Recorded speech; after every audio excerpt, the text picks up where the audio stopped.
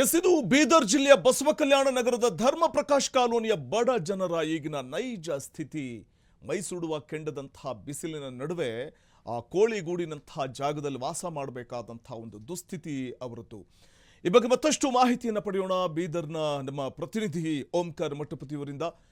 ಓಂಕಾರ್, ಬೀದರ್ ಜಿಲ್ಲೆಯ ಈ ಬಸವ ಕಲ್ಯಾಣ ನಗರದ ಧರ್ಮ ಪ್ರಕಾಶ್ ಕಾಲೋನಿಯ ಬಡ ಜನರ ಪರಿಸ್ಥಿತಿ ಈಗ ಹೇಗಿದೆ?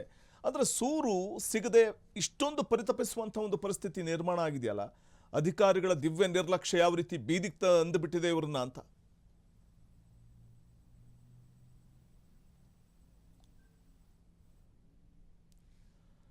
ಓಂಕಾರ ಮಠಪತಿ, ನನ್ನ ಧ್ವನಿ ಕೇಳಿಸ್ತಾ ಇದೆಯಾ?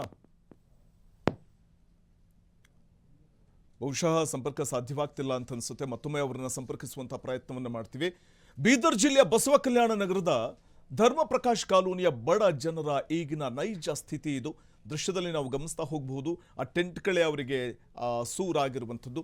ಆ ನೆಲದಲ್ಲಿ, ಬೀದಿಯಲ್ಲಿ ಆ ಟೆಂಟ್ಗಳ ನಡುವೆ ವಾಸ ಮಾಡಬೇಕಾದಂಥ ಒಂದು ದುಸ್ಥಿತಿ. ಈ ಬಗ್ಗೆ ಮತ್ತಷ್ಟು ಮಾಹಿತಿ ಪಡೆಯೋಣ ಬೀದರ್ನ ನಮ್ಮ ಪ್ರತಿನಿಧಿ ಓಂಕಾರ್ ಮಠಪತಿಯವರಿಂದ. ಓಂಕಾರ್, ಬೀದರ್ ಜಿಲ್ಲೆಯ ಈ ಬಸವ ಕಲ್ಯಾಣ ನಗರದ ಧರ್ಮ ಪ್ರಕಾಶ್ ಕಾಲೋನಿಯ ಬಡ ಜನರ ಪರಿಸ್ಥಿತಿ ಇವಾಗ ಹೇಗಿದೆ?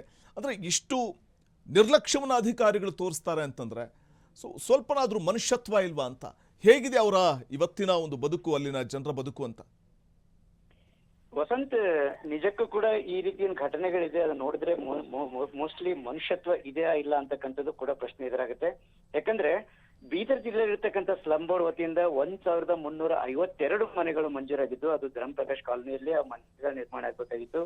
ಸುಮಾರು 2022 ಮತ್ತು 23ರಲ್ಲಿ ಮಂಜೂರಾಗಿರ್ತಕ್ಕಂಥ ಮನೆಗಳು ಬಹುತೇಕ ಮಂಜೂರಾಗಿರ್ತಕ್ಕಂಥವರಿಗೆ ಮನೆ ಆದೇಶ ಪತ್ರಗಳನ್ನು ಕೂಡ ಇಲ್ಲಿರ್ತಕ್ಕಂಥ ಸ್ಲಂ ಬೋರ್ಡ್ ಅಧಿಕಾರಿಗಳು ನೀಡಿದ್ರು. ಆದ್ರೆ ಇದಕ್ಕೆ ಕೇಂದ್ರ ಸರ್ಕಾರದ ಪ್ರಧಾನ ಮಂತ್ರಿ ಆವಾಸ್ ಯೋಜನೆ ಅಡಿಯಲ್ಲಿರ್ತಕ್ಕಂಥದ್ದು 5 ಲಕ್ಷ ಸಬ್ಸಿಡಿ ಬರಬೇಕು. ಆ ಹಣವನ್ನ ಬಂದು ಮನೆಗಳ ನಿರ್ಮಾಣ ಆಗ್ಬೇಕಾಗಿತ್ತು. ಆದ್ರೆ ಅಧಿಕಾರಿಗಳು ಮತ್ತು ಗುತ್ತಿಗೆದಾರರ ಕಳ್ಳಾಟಕ್ಕಾಗಿ ಇವರಿಗೆ ಮನೆ ಸಿಗ್ಬೇಕಾಗಿತ್ತು, ಮನೆ ಸಿಕ್ಕಿಲ್ಲ. ಪಾಪ ಆರಂಭದಲ್ಲಿ 75,000ರಿಂದ 1 ಲಕ್ಷದವರೆಗೆ ಹಣ ಕಟ್ಕೊಂಡಿದ್ರು. ಆ ಹಣ ಕಟ್ಟಿರ್ತಕ್ಕಂಥ ಸಂದರ್ಭದಲ್ಲಿ ಬಹುತೇಕ ಅಲ್ಲಿ ಸೂರ್ ಇರ್ತಕ್ಕಂಥವ್ರು ಕನಸು ಕಂಡಿದ್ದೇನೆಂದ್ರೆ ನಮ್ಮ ತಲೆಗೊಂದು ಸೂರ್ ಸಿಗುತ್ತೆ ಅಂತಕ್ಕಂಥ ಕನಸು ಕಂಡಿದ್ರು. ಆದ್ರೆ ಆ ಕನಸು ನನಸಾಗೋದು ಇರ್ಲಿ, ಅವ್ರು ಹೆಂಗೆ ಬದುಕ್ತಾ ಇದ್ದಾರೆ ಅಂತಕ್ಕಂಥದನ್ನ ನೋಡ್ಲಿಕ್ಕೆ ಸ್ಲಂ ಬೋರ್ಡ್ ಅಧಿಕಾರಿಗಳಿಗೆ ಸಮಯ ಇಲ್ಲ, ಗುತ್ತಿಗೆದಾರರಂತೂ ಕೇಳೋದೇ ಇಲ್ಲ. ಹಿಂಗಾಗಿ ಇವತ್ತು ಬಸವ ಕಲ್ಯಾಣ ನಗರದಲ್ಲಿ ವಿಶೇಷವಾಗಿ ಮೊದಲೇ ಸುಡು ಬಿಸಿಲು, ಅಂತದರಲ್ಲಿ ಇದ್ದ ಮನೆಯನ್ನ ಕೆಡವುಕೊಂಡು ಹೊಸ ಮನೆ ಕನ್ಸ್ಕೊಂಡವರು ಈಗ ಅಲ್ಲಿರ್ತಕ್ಕಂಥ ಶೆಡ್ ನಲ್ಲಿ ವಾಸ ಮಾಡುವಂತ ಪರಿಸ್ಥಿತಿ ಬಂದಿದೆ. ಆದ್ರೆ ಈ ಬಗ್ಗೆ ಈಗಾಗಲೇ ಸ್ಲಂ ಬೋರ್ಡ್ ಅಧಿಕಾರಿಗಳು ಮನೆ ನಿರ್ಮಾಣ ಮಾಡ್ತಾ ಇದ್ದೀವಿ ಅಂತಕ್ಕಂಥದ್ದು ಹೇಳ್ತಾರೆ. ಆದ್ರೆ 2022 ಮತ್ತು 23ರಲ್ಲಿ ಮಂಜೂರಾಗಿರ್ತಕ್ಕಂಥದ್ದು ಇಲ್ಲಿಯವರೆಗೆ ಮನೆ ನಿರ್ಮಾಣ ಮಾಡ್ಲಿಕ್ಕೆ ಡಿಲೇ ಆಗಿದ್ದಕ್ಕೆ ಯಾರಾದ್ರೂ ಒಬ್ರು ಹೊಣೆಗಾರ ಆಗ್ಬೇಕಾಗಿತ್ತು, ಅವರ ವಿರುದ್ಧ ಕ್ರಮ ಆಗ್ಬೇಕಾಗಿತ್ತು. ಅದು ಯಾವುದು ಕೂಡ ಇಲ್ಲಿವರೆಗೆ ಆಗಿಲ್ಲ. ಅದನ್ನ ಸ್ಲಂ ಬೋರ್ಡ್ ಅಧಿಕಾರಿಗಳು ಕೂಡ ಈ ಹೊಣೆಯನ್ನ ಹೊತ್ಕೊಂಡಿಲ್ಲ. ಇಷ್ಟೆಲ್ಲ ಆಗಿರೋದ್ರಿಂದ ಮನೆ ಹಂಚಿಕೆಗಾಗಿ ಅವತ್ತೇನು ದುಡ್ಡು ಖರ್ಚು ಮಾಡಿ ಎಲ್ಲೋ ಸಾಲ ಸೋಲ ಮಾಡಿ ದುಡ್ಡು ತಂದಿದ್ರು, ಅದು ಈಗ ಬಹುತೇಕವಾಗಿ 2 ಪಟ್ಟು ಅವ್ರ ಸಾಲ ಆಗಿದೆ ಹೊರತಾಗಿ ಅವರಿಗೆ ಮನೆ ಸಿಕ್ಕಿಲ್ಲ. ಇಷ್ಟೆಲ್ಲ ಅವಾಂತರಗಳ ಮಧ್ಯೆ ಕೂಡ ಜನರು ಬದುಕ್ತಾ ಇದ್ದಾರೆ ಅಂತಕ್ಕಂಥದ್ದು ಕೂಡ ಅಲ್ಲಿ ನೋಡಿದ್ರೆ ಎಲ್ರಿಗೂ ಕೂಡ ಕಣ್ಣೀರು ಬರ್ತಕ್ಕಂಥ ಪರಿಸ್ಥಿತಿ ಇದೆ ವಸಂತಲ್ಲಿ.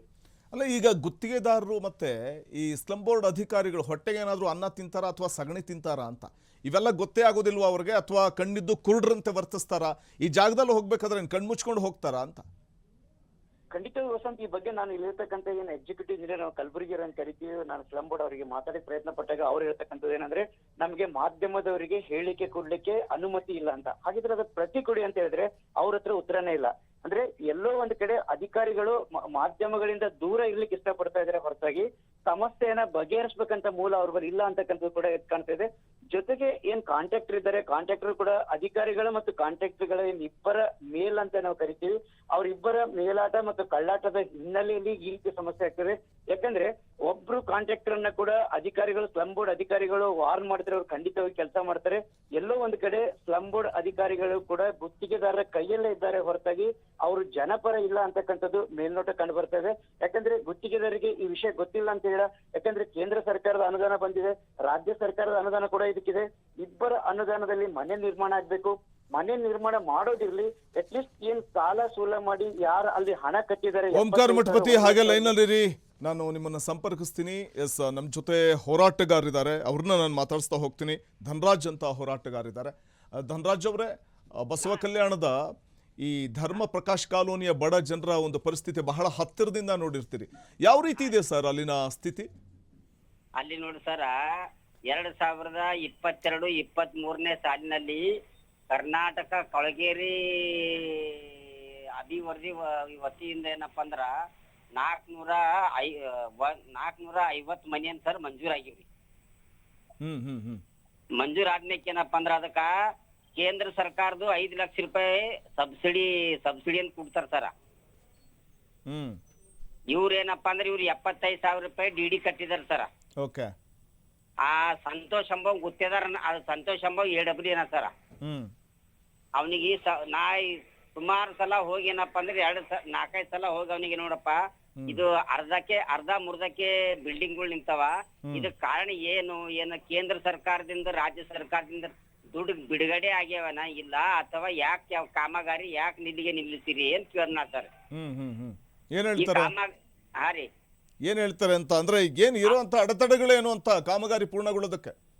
ಈಗ ಅದಕ್ಕೇನಪ್ಪ ಅಂದ್ರೆ ಸರ್, ಈಗ ಎಲ್ಲಾ ದುಡ್ಡು ಕಟ್ಟರಿ ಇವ್ರು ಬಂದದಕ್ಕ ಒಟ್ಟು ಕಳಪೆ ಕಾಮಗಾರಿ. ಈಗ ಬೇಸ್ಮೆಂಟ್ ಮಾಡ್ತಾರಲ್ಲ, ಭರ್ತಿ ಬಿ ಮನಿದವ್ರೆ ಮಾಡ್ಕೊಂಡಾರ್ರಿ. ಅದಕ್ ಒಳ್ಳೆ ಮತ್ತೇನಪ್ಪ ಅಂದ್ರೆ ವೈರಿಂಗ್ ಇಲ್ಲ, ಕಲರ್ ಇಲ್ಲ. ಈಗ ಏನ್ ಪೂರಾ ಕಣಿತಿವಾಗ ಸರ್ ಅದು ಪೂರಾ ಕಳಪೆ ಕಾಮಗಾರಿ ನೋಡ್ರಿ. ಈಗ ಹಾ ರೀ, 2022ರಿಂದ ಶುರುವಾಗಿರುವಂತದ್ದು ಅಂತಂದ್ರೆ 2022-23 ಅಂತಂದ್ರೆ ಆ ಗೋಡೆ ಹಾಗೆ ಇರುತ್ತಾ? ಅದು ಶಿಥಿಲಾವಸ್ಥೆ ತಲುಪಿರಲ್ವಾ ಇಷ್ಟೊತ್ತಿಗೆ? ಯಾಕಂದ್ರೆ ಕಂಪ್ಲೀಟ್ ಆಗ್ಬೇಕಾಗಿದ್ದಂಥ ಮನೆಗಳು ಹಾಗೆ ಇದಾವೆ ಅಂತಂದಾಗ ಗೋಡೆ ಒಂದ್ ಕಡೆ ಕಳಪೆ ಕಾಮಗಾರಿ ಅಂತಿದ್ದೀರಿ, ಶಿಥಿಲಾವಸ್ಥೆ ಕೂಡ ತಲುಪಿರುತ್ತಲ್ವಾ ಅಂತ ಇಷ್ಟೊತ್ತಿಗೆ ಗೋಡೆ? ಈಗ ಅವು ಗಾಡಿಗಳು ಸೀಳ್ ಹೋಗ್ಯಾವ ಸರ್. ಗಾಡಿಗಳು ಬ್ರೇಕ್ ಬಿಚ್ಚಿದಾವ ಗಾಡಿಗಳು ಸರ. ಅದಕ್ಕೆ ಏನದ ಅಂದ್ರ ಇದಕ್ಕ ಸಂಬಂಧಪಟ್ಟೇನ ಗುಲ್ಬರ್ಗ ಕೊಳಗೇರಿ ಅಭಿವೃದ್ಧಿ ಮಂಡಳಿಯನ್ನ ಆಯುಕ್ತರೇನ AW ಇದಿರ್ತಾರಲ್ಲ ಸರ್ ಅವರು ಮತ್ತ ಇವ ಸಂತೋಷ್ AW ಕೂಡಿ ಏನಪ್ಪಾ ಅಂದ್ರೆ ಇವ್ರು ಪೂರಾ ಯಾವ್ದೇ ಕಾಮಗಾರಿಗಳನ್ನು ಪರಿಶೀಲನೆ ಮಾಡದ ಗುತ್ತೇದಾರ ಸರಿಯಾಗಿ ಶಾಮೀಲ್ ಆಗ್ಯಾರ ಸರ್ ಇವ್ರು. ಆ ಗುತ್ತೇದಾರ ಯಾರನ್ನೋ ಬರಲ್ಲ, ಗುತ್ತೇದಾರ ಬಿ ಬರಲ್ಲ ಸರ್. ಇಲ್ಲಿ ಗುತ್ತೇದಾರ ಯಾರ ಹೇಳಪ್ಪ ಅಂದ್ರೆ ಹೇಳಲ್ಲ ಅವ್ರು. ಅವ್ರ ಗುತ್ತೇದಾರ ಇದ್ದಾವೇನಪ್ಪ ಸೂಪರ್ವೈಸರ್ ಕಳ್ತಾರ. ಅವ್ರೇನಪ್ಪ ಅಂದ್ರ ಅದು ಸಿಮೆಂಟ್ ಬಿ ಸರಿಯಾಗಿರಲ್ಲ, ರೇತಿ ಬಿ ಸರಿಯಾಗಿರಲ್ಲ ಸರ. ಇದಕ್ಕೇನಪ್ಪ ಅಂದ್ರೆ ಶೀಘ್ರದಲ್ಲಿ ಏನಪ್ಪ ಅಂದ್ರ ಸಂಬಂಧಪಟ್ಟ ಕೊಳಗೇರಿ ಅಭಿವೃದ್ಧಿ ಮಂಡಳಿದ ಏನ್ ಆಯುಕ್ತರು ಇರ್ತಾರ ಅದಕ್ಕೆ ಬಂದೇನ್ ಪರಿಶೀಲನೆ ಮಾಡಿ ಒಳ್ಳೆ ಮನೆಗಳ ನಿರ್ಮಾಣ ಮಾಡಿ ಆಯಾ ಫಲಾನುಭೂಮಿಗಳಿಗೆ ಏನಪ್ಪಾ ಅಂದ್ರ ಮನೆಗಳನ್ನ ಕಟ್ಟಿ ಏನಪ್ಪಾ ಅಂದ್ರ ಅವ್ರಿಗೆ ಅವ್ರ ಕೈಯಲ್ಲಿ ಏನಪ್ಪಾ ಅಂದ್ರ ಕೀಲಿ ಕೈಯನ್ನು ಕೊಟ್ಟಿ ಅವ್ರಿಗೆ ಹಸ್ತಾಂತರ ಮಾಡ್ಬೇಕು ಸರ್. ಒಂದಳೆ ಹಸ್ತಾಂತರ ಮಾಡಿ ಇದ್ದಲ್ಲಿ 1 ತಿಂಗಳ ಒಳಗಾಗಿ ಇದಕ್ಕೇನಪ್ಪಾ ಅಂದ್ರ ನೇರ ಧನರಾಜ್ ಅವರ ಹಾ ರೀ, ನೀವು ಈಗ ಸಂಬಂಧಪಟ್ಟಂತ ಅಧಿಕಾರಿಗಳು ಯಾರಾದ್ರೂ ಸ್ಪಾಟ್ಗೆ ಹೋಗಿ ಅಲ್ಲಿನ ಪರಿಸ್ಥಿತಿ, ಜನರ ಒಂದು ಪರಿಸ್ಥಿತಿಯನ್ನು ಅವಲೋಕನ ಮಾಡಿರುವುದುಂಟಾ ಯಾರಾದ್ರೂ ಸಂಬಂಧಪಟ್ಟಂತವ್ರು? ಇಲ್ಲಿ ಬಂದಿಲ್ಲ ಸರ್, ಬಂದಿಲ್ಲ. ಇವ್ರನ್ನ ಸಂಬಂಧ ಇದಕ್ಕ CMC ಕಮಿಷನರ್ ಬಿ ಅದಕ್ಕ ಒಂದ್ 10-20% ಅವ್ರಿಗೆ ಇರ್ತಾರ ಸರ್ ಪರಿಶೀಲನೆ ಮಾಡದ. ಅವ್ರು ಬಿ ಸುಮ್ಮನೆ ಕೇಳಿದ್ರೆ ಅವ್ರು ಬಂದಿಲ್ಲ. ಈಗ ನೀವು ಜಿಲ್ಲಾಡಳಿತಕ್ಕೆ ಒಂದು ವರದಿ ಸಲ್ಲಿಸುವಂಥದ್ದು ಅಥವಾ ಇಲ್ಲಿನ ಸಮಸ್ಯೆಯನ್ನ ಜಿಲ್ಲಾಧಿಕಾರಿಗಳಿಗೆ ಮನವರಿಕೆ ಮಾಡಿಕೊಡುವಂತ ಪ್ರಯತ್ನ ಏನಾಗಿಲ್ವಾ ತಾವು ಹೋರಾಟಗಾರರಾಗಿ? ಹಾ ಸರ್, ನಾ ಜಿಲ್ಲಾಧಿಕಾರಿಗಳಿಗೆ ಲೆಟರ್ ಕೊಟ್ಟಿನಿ ಒಂದ್ಸಲ ರೀ. ಜಿಲ್ಲಾಧಿಕಾರಿ ಕೊಟ್ಟಿನಿ, ಗುಲ್ಬರ್ಗ ಸಲಂ ಬೋರ್ಡ್ ಆಫೀಸ್ ಲೆಟರ್ ಕೊಟ್ಟಿನಿ. ಅವ್ರಿಗೆ ಕೊಟ್ಟಿನ ಅದಕ್ಕೆ ಒಂದು ಸ್ಪಂದನೆ ಮಾಡಿಲ್ಲ ಸರ್. ಯಾಕಂದ್ರೆ ಪೂರಾ ಇದು ಕಾಮಗಾರಿ ಕಳಪೆ ಕಾಮಗಾರಿ ಪೂರಾ ಗುತ್ತೇದಾರ್ AW ಇವ್ರು ಹಿಡ್ಕೊಂಡು ಏನಪ್ಪಾ ಅಂದ್ರೆ ಪೂರಾ ಕಳಪೆ ಕಾಮಗಾರಿ ಮಾಡಿದಾರ ಸರ್. ಒಂದೂ ಮನಿ ಸರಿಗಿಲ್ಲ. ಇದು ಕೂಡಲೇನಪ್ಪಾ ಅಂದ್ರ ಬಂದಿ ಎಲ್ಲದಕ್ಕೂ ಪೂರಾ ಪರಿಶೀಲನೆ ಮಾಡಿ ಗುತ್ತೇದಾರ ಅವ್ರ ಕಳಪೆ ಕಾಮಗಾರ ಅಂತರ ಮೇಲೆ ಶೀಘ್ರತರ ಪರಿಶೀಲನೆ ಮಾಡಿ ಅವ್ರಿಗೆ ಏನಪ್ಪಾ ಅಂದ್ರ ಅವ್ರಿಗೆ AW ಆಗ್ಲಿ ಜೈ ಆಗ್ಲಿ ಅವ್ರಿಗೆ ಏನಪ್ಪಾ ಅಂದ್ರ ಅವ್ರಿಗೆ ಅಮಾನತುಗೊಳಿಸ್ಬೇಕು. ಮತ್ ಗುತ್ತೇದಾರ ಮಾಡ್ಯಾರ ಅಂತವ್ರದ್ದು ಏನಪ್ಪಾ ಅಂದ್ರೆ ಬಿಲ್ ರೂಪಿಸ್ಬೇಕು, ಬೇರೆ ಗುತ್ತೇದಾರಿಗೆ ಕಾಮಗಾರಿ ಕೊಡ್ಬೇಕು. ಓಕೆ, ಹಾ ಸರ್, ಧನ್ಯವಾದ ಧನರಾಜ್ ಅವರೇ, ಫ್ರೀಡಮ್ ಟಿವಿ ಜೊತೆ ಮಾತನಾಡಿದ್ದಕ್ಕಾಗಿ.